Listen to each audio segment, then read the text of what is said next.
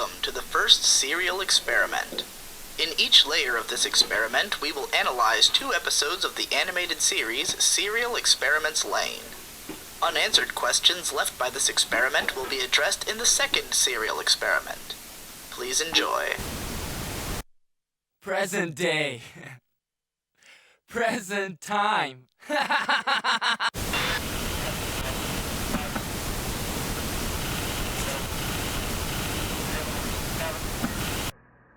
Our technological singularity is fast approaching. As progress charges forward at a constantly increasing speed, current estimates posit the 2040s as the point in which technological improvements will occur at a constant, self-replicating rate. In the time between now and then, transhumanism and the eventual merging of human consciousness with machinery are theorized outcomes of technical progress. One day, we will be able to leave the shackles of our human bodies and transcend our physical forms as a joined digital consciousness.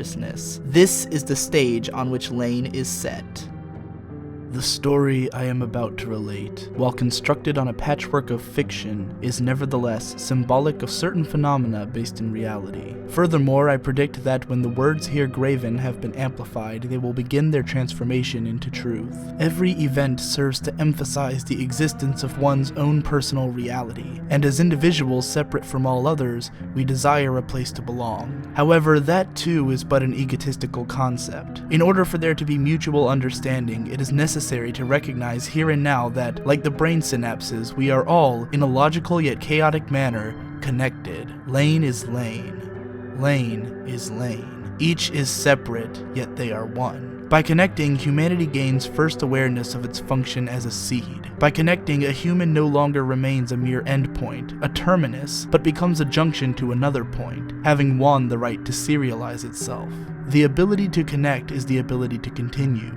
They are one and the same. This not only applies to the connection of axial coordinates, but temporal coordinates as well. Therefore, at the time when a conscious, intentional connection is made, surely the dead will rise from their intended place, appearing at the time coordinate of the connection's origin. In that moment, the realization shall dawn that the time in which we inhabit our physical bodies is but the starting point of connection, and the very meaning of possessing a physical body at all will be questioned. You must not fear this tale. What you must fear is Lain. Recognize that you are connected. Serialize thyself. Chiaki Konaka, writer of Serial Experiments Lain. This quote is taken from the Serial Experiments Lain art book as a commentary on episode 1.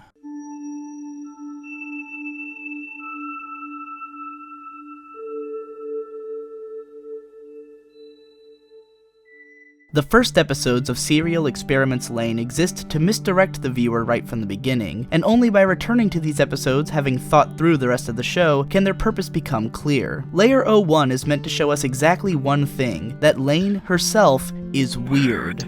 Layer 01. We can't tell what she's thinking, we can't tell what she's doing, and that's exactly how everyone around her feels. Lain is totally and completely disconnected. She doesn't keep up with current events at school, she doesn't communicate with her family, near as we can tell she doesn't have any real interests other than stuffed animals and totally phasing out of reality. The inciting incident of the series happens when someone tries to make a connection with Lain, and that person happens to be dead. Well, their body is dead anyways. Their consciousness, it seems, has escaped into the wired. Lain's decision to pursue this connection is what leads her to ask her father for a new Navi, and that's really all that happens in this episode. Coming back to it from later episodes, we know that Lain is probably thinking a lot throughout this episode. The decision not to entreat us to any of her thoughts is intentional. It is to make us feel distant from Lain as viewers, the same way the world around her is distant. As Lain forms connections throughout the series, so too will we form a connection with her as viewers. A lot of strange and trippy things happen in this episode. These represent Lain's warped perception of the world around her. As artist Yoshitoshi Abe's prequel manga shows us in much clearer terms than the series ever does, Lain has a very fractured mind, which likely contributes a lot to her inability to connect. It's possible that she has difficulty even interpreting her own thoughts and experiences, much less communicating them to others. Part 1 of Layer 1 complete. Please flip the tape to proceed with Part 2 of Layer 1.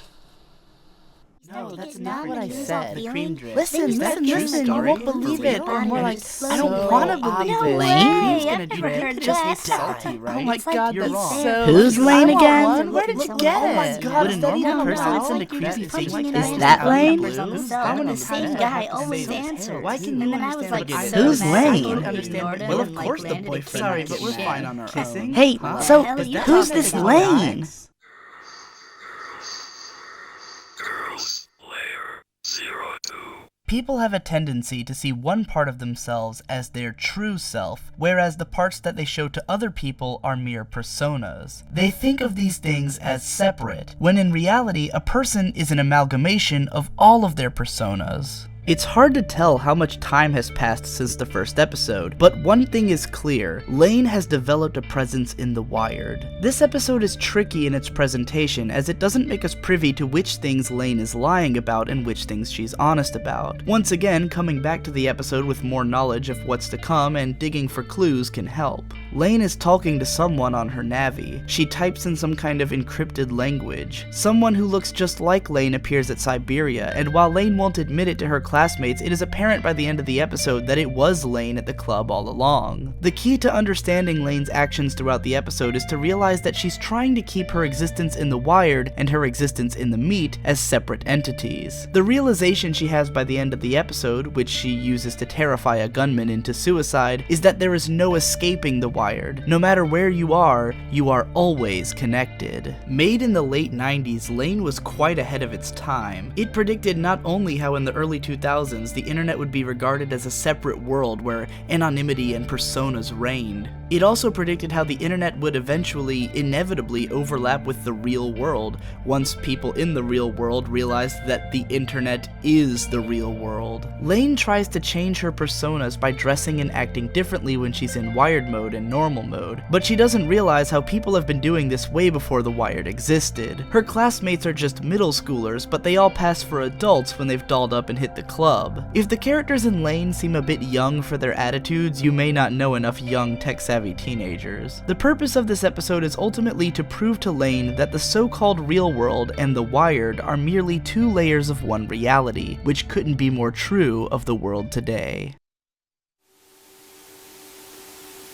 This concludes Layer 1 of the first serial experiment. Please join us again for Layer 2 in the very near future.